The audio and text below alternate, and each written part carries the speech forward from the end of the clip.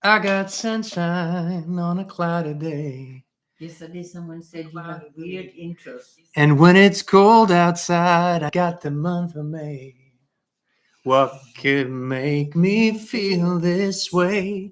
My girl, my girl. Hey, Inspired Tribe, how's it going? Welcome to the Inspired Livestream. That was another weird intro. And we are excited that you're here. Inspired Tribe, Inspired People, one of my favorite new shirts that Kristin designed. It is Tuesday, August 17th, 2021, WON 20, WON 21.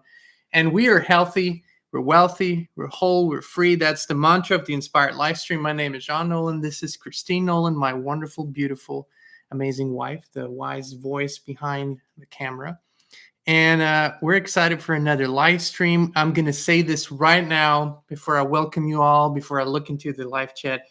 A fair trigger warning.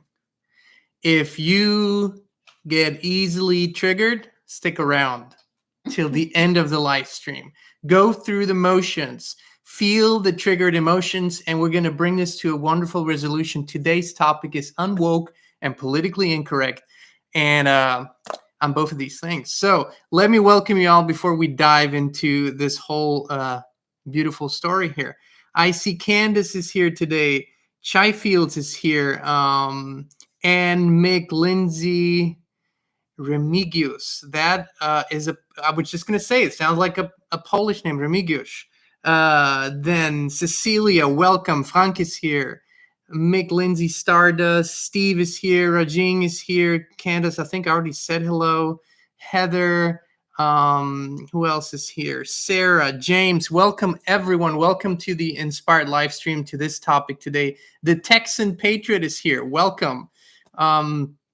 Jackie Sue is here. Carol is here. I think we have Russia today in the house. We have Poland in the house. Of course, we got the States. We got I think is Agnieszka here. We got lots of Europe. So yeah, let's dive into this topic today. Unwoke and politically incorrect. It's an on-off discussion that Kristin and I have because of so many things that we witness, experience, conversations that we observe, things that get brought to us. Especially this comes up because it's one of the new sports, and it might become an Olympic sport 4 to 8 years from now. Might be being offended. Could be an Olympic sport easily because it's what people look for. They go out into the world, look for reasons to be offended. But this whole woke and politically correct topic is way bigger. And I really encourage you to stick around because we're going to peel the onion of what these terms mean, how they're being presented to the public every day, and what the agenda really is, where this comes from, and what this is supposed to lead to, because this is really the important thing here. It's again completely different than what it seems, but what does it mean to be woke, and is it different than being awake? And while all those boxes really are sometimes hard to define, but judging from what we see, judging from how these groups and terms have formed and defined, would say woke is considered being politically, socially, racially, sexually aware and on the newest trends and always ahead of the curve. That kind of what the whole woke thing means, is to be hyper aware of everything that's happening in these areas, and super sensitive, of course, about it and all those things.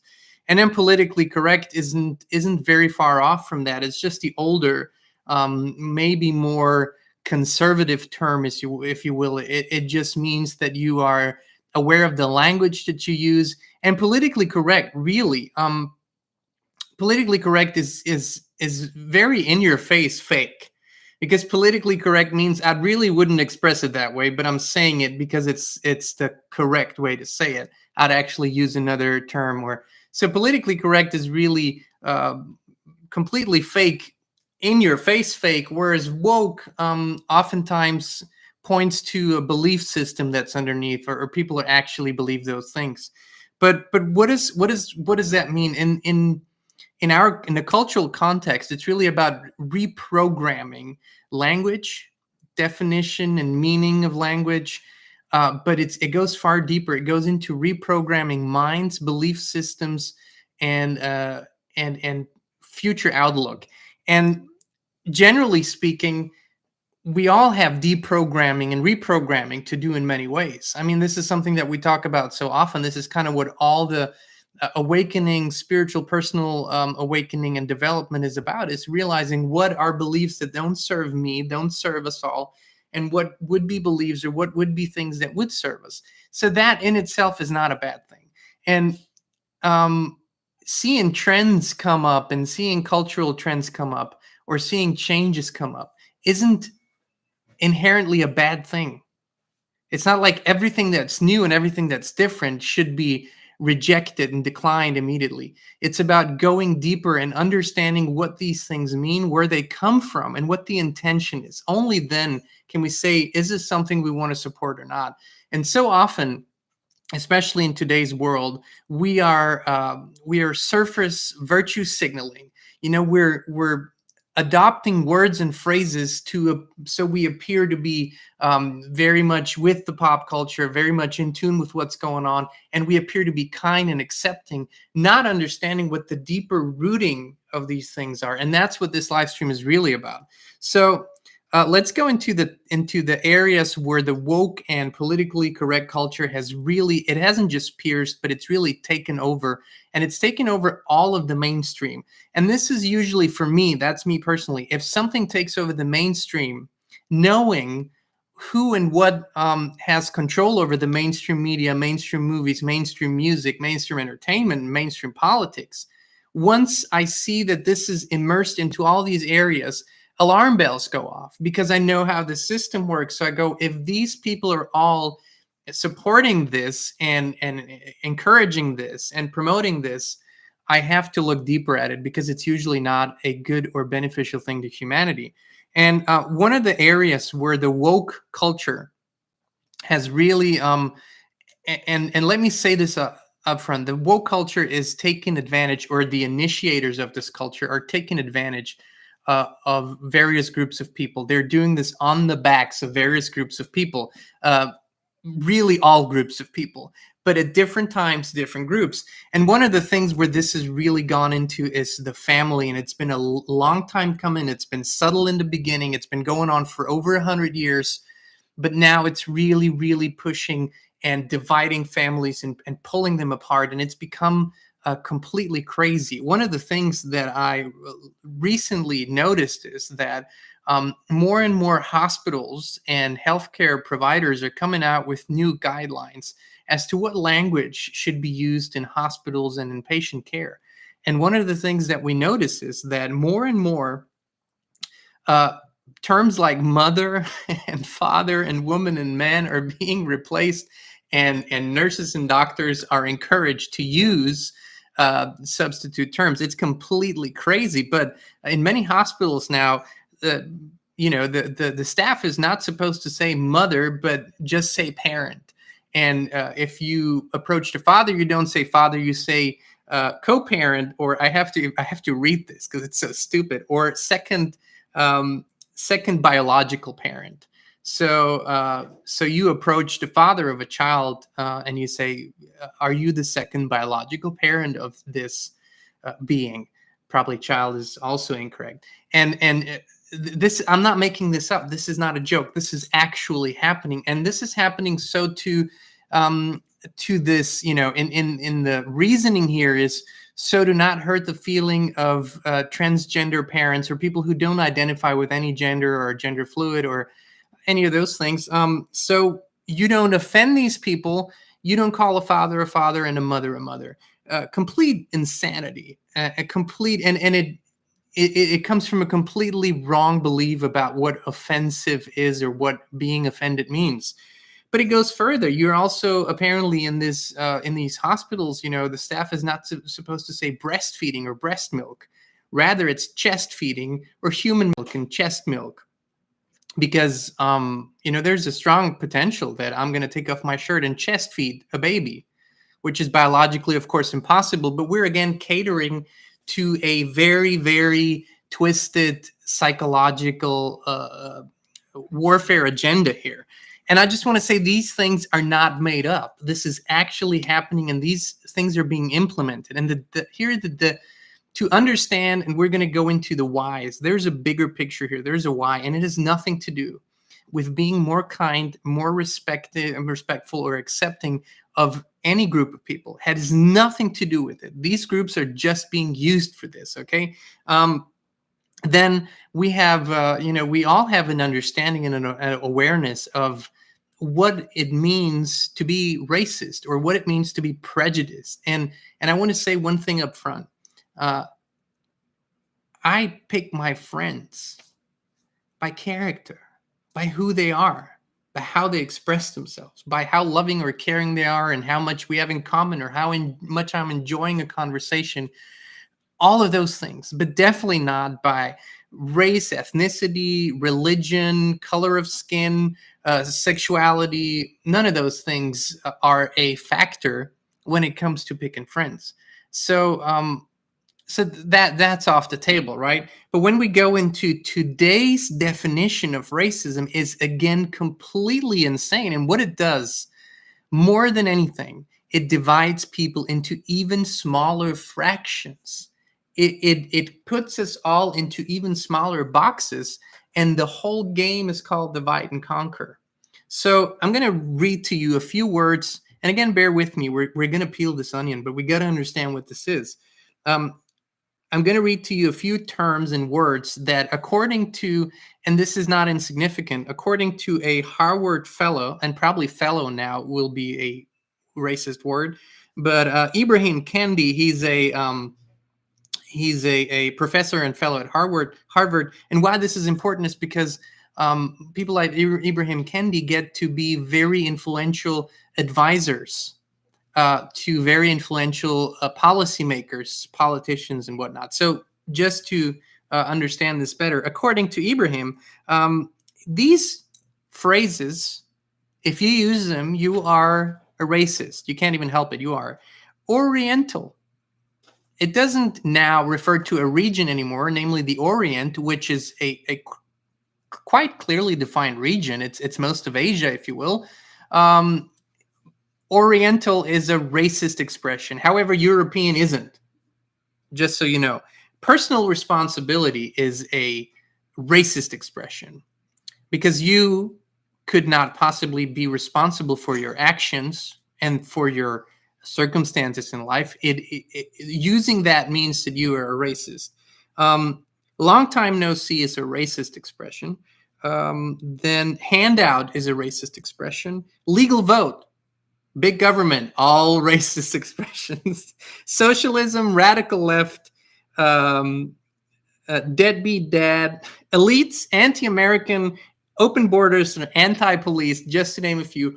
All of these expressions are racist. Just so you know, if you oppose big government, my friend, you are a white supremacist. I got to tell you this in case you didn't know.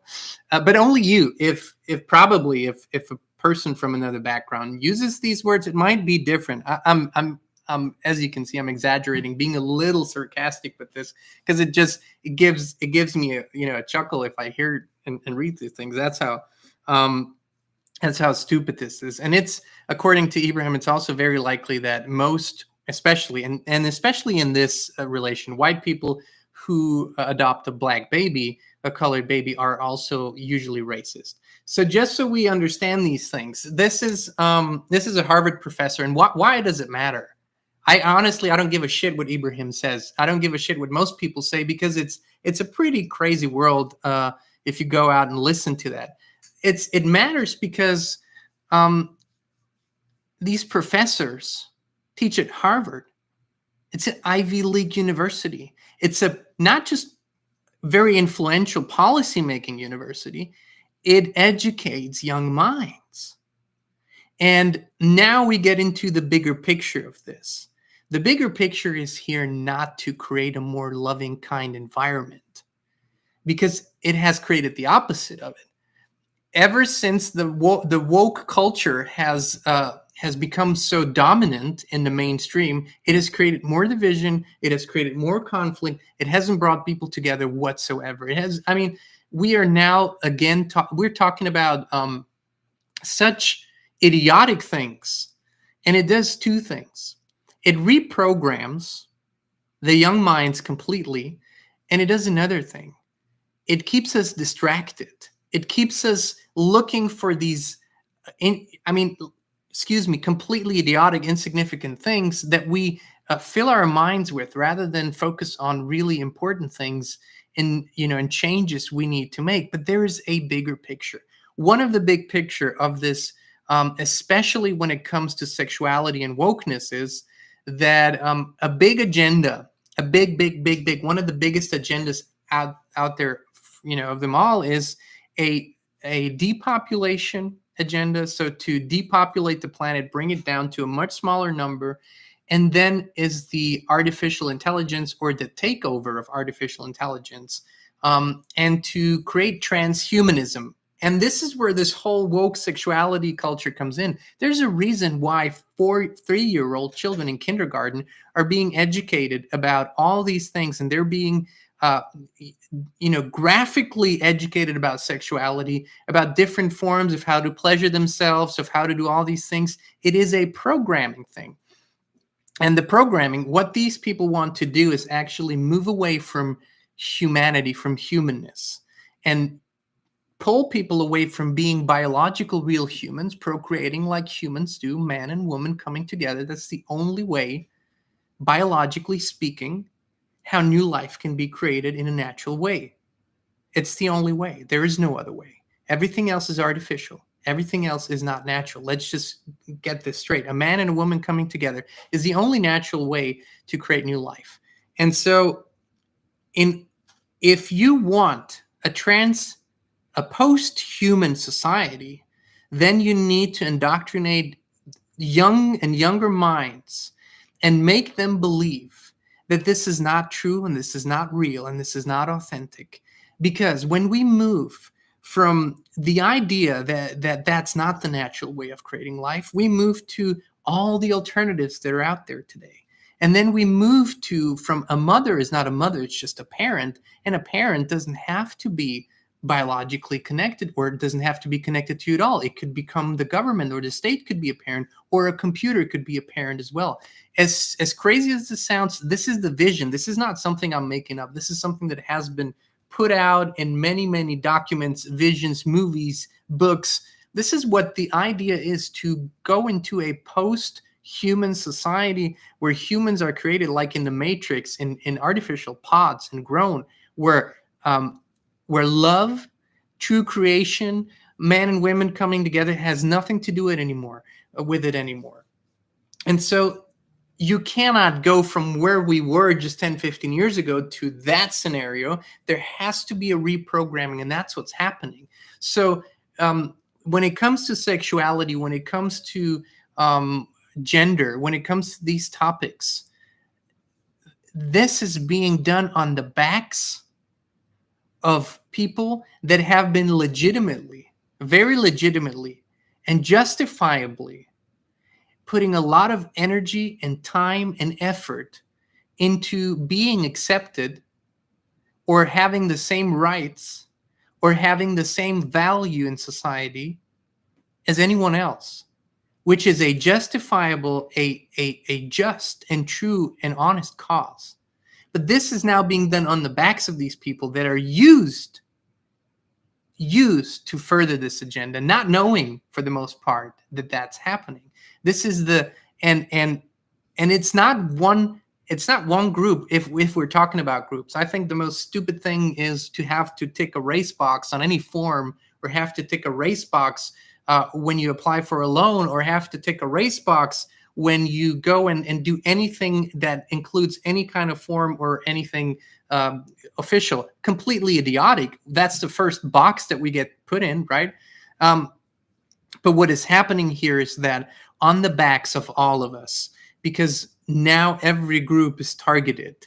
Now every group that was first predefined, put in a box, is now being targeted and used for this agenda. And this is a big one. It's transhumanism, and it's bringing people away from the idea that we are biological, natural, authentic, or even divine beings. And so this is really the big picture, and it hasn't come about by accident. There's also there's also political, um, big financial, big socioeconomical influence that is being taken by other countries that have influenced and infiltrated the education system of, again, other countries like America, where the education system has been long infiltrated because these powers understand that there's only so much effect that you can have with weapons and with warfare, because it always fires back really quickly. Whereas if you slowly but surely infiltrate the minds and the belief systems of the people, all you need is one, maybe two generations to completely change the mindset of a country. And today you see this with people that are coming out of universities today that are completely brainwashed because they're not shown, told, taught how to think, how to explore, how to research, how to come to a conclusion. They're being taught what to think and to discriminate against anyone who might think differently. This is where this whole thing is turned upside down. And so, in our minds, and we live a life, we have the blessing that we live, Christine and I and our families, that we have such diverse friends.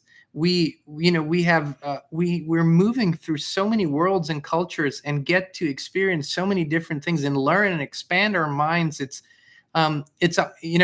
never been anything we shied away from. It's actually something we love. We don't even live where we were born. I actually never lived where I was born. I was always a foreigner wherever I was. So I I I I experienced the discrimination side of things, and I want to say that being on this journey of expressing and exploring who you really are, spiritual, personal development, really connecting with a higher power, opens up all the beautiful places in your heart that will literally push out anything that is hateful, anything that discriminates.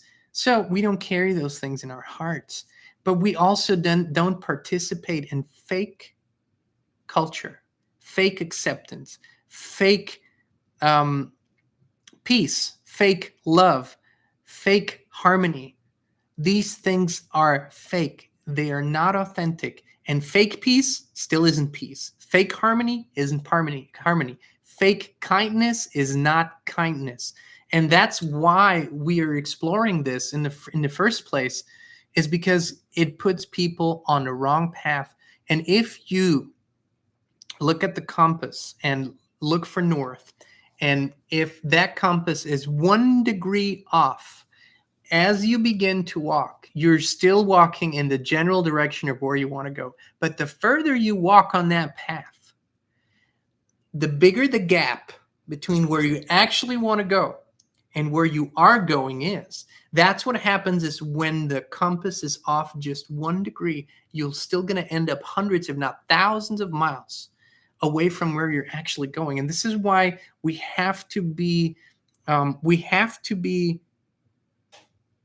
awake, not woke. We have to be awake. We have to be inquisitive. We have to have an open spirit. We have to think. We have to research.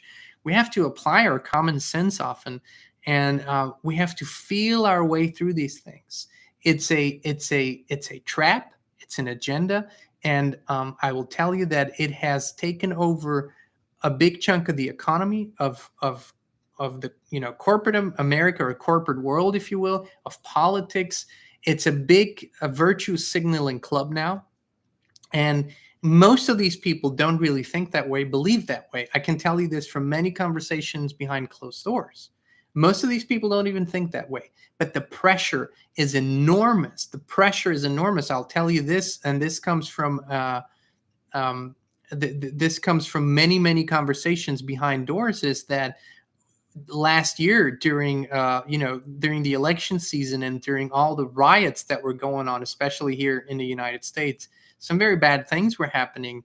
A lot of the people that came out, celebrities, athletes, politicians that came out on camera and supported this kind of behavior, felt completely different behind closed doors. But the pressure is so big, and who is applying this pressure? You got to ask yourself this question: who is creating these things? Because we believe these things kind of come up organically. Good-hearted people come up with these things. It's not like that. These are really structured programs. It's like, imagine there are marketing companies for this. In politics, in non-government organizations, there are think tanks and do tanks that do nothing else but come up with these kind of strategies, how to manipulate the minds and belief systems of a whole population, of a whole country, even the whole planet. And they then, just like any other ad agency, they come out with a full-blown strategy that encompasses everything, from education to politics to media, movies, TV, entertainment, music, everything. This is a rollout, and some of the supporters of this are the opposite, believe in the opposite things. Big money people that put a lot of money into furthering this agenda, this woke, politically correct agenda, are the opposite of woke and politically correct, but they put billions of dollars into it. Because what does it do? What is the effect? If this had the effect that it supposedly should have, we would today be a more aware, awake, in these areas, in the mainstream, and kind society, that and we would get along better and we would do better. But in the mainstream, it's horrific to watch. The division is getting bigger, the boxes are getting clearer defined, and the fault lines are huge. And so it has the opposite effect, and that's the actual desired effect. The actual desired effect of people who want to remain in control is always divide and conquer. Because if the people understand their power, your personal power, and the power of us coming together and actually creating from that power, it's game over immediately for anyone who has ill intentions. So the ill-intentioned people are always trying to divide us, always trying to, pull us apart. And we have to be smarter. We have to outsmart them. We have to understand it, see it for what it is. And this is especially important. I'm not talking about the generation that has been around for a little bit and so forth. You usually see through this. I'm talking about the anything from 0 to 20, 0 to 21, 22, people that are in the education system, people that are in the entertainment system, people that are in front of TV, tablets, iPads, whatever, all the time. That's what they are being bombarded with every day. Being personally responsible is racist.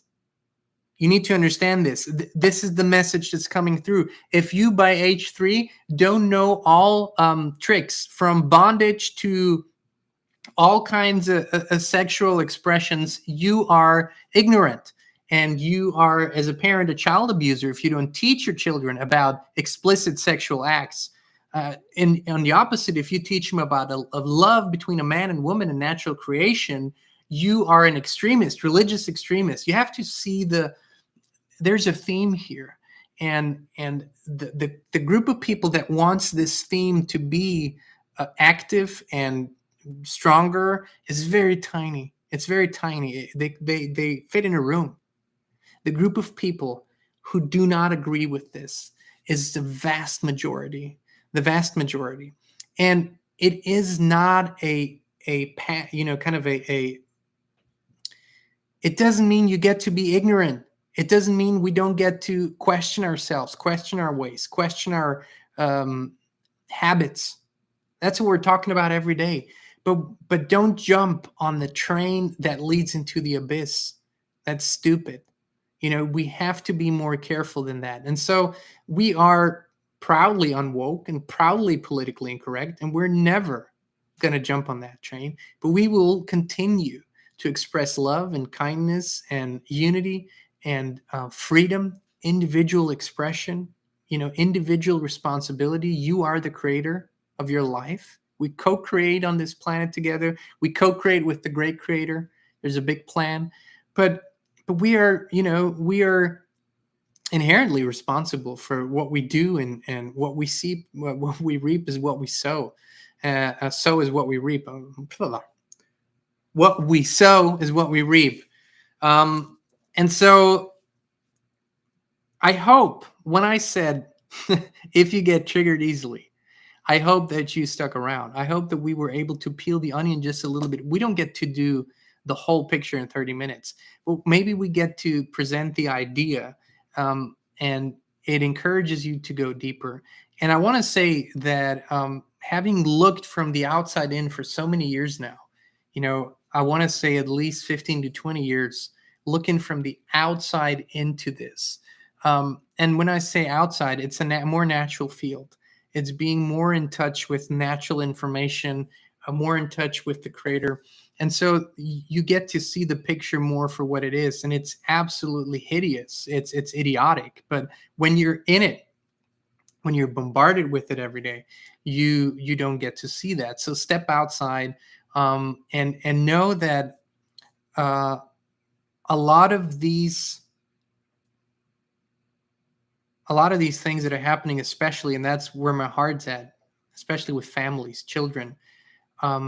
You, as a parent, we raised 3 children. As a parent, I can tell you that you have to be in charge again.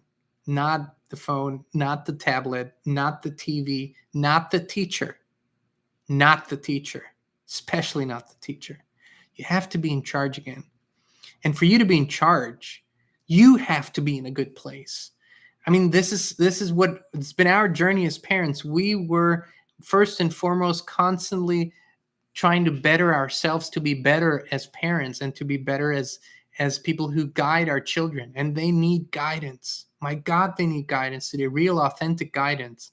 If this generation that's coming up now continues to get raised by TV, Netflix, and what's happening on TikTok, social media, not to talk against anything in general, but a lot of the content that's on there, this is a disastrous outcome that we're facing. And so we need to take charge again and, get them out of the addictions, turn the shit off. When our kids were fairly little, we turned off the TV, and it wasn't the time of hyper internet social media yet. It was in the beginning. And so we turned it off and threw the TV out, and we just didn't have it. Our kids were outside, and they weren't even watching a lot to begin with. They were outside. They were in nature. They were climbing trees and getting dirty and coming inside when the sun went down. And they got in a little bit of trouble when they stayed past that. And that's a part of it too. But honestly, be families again.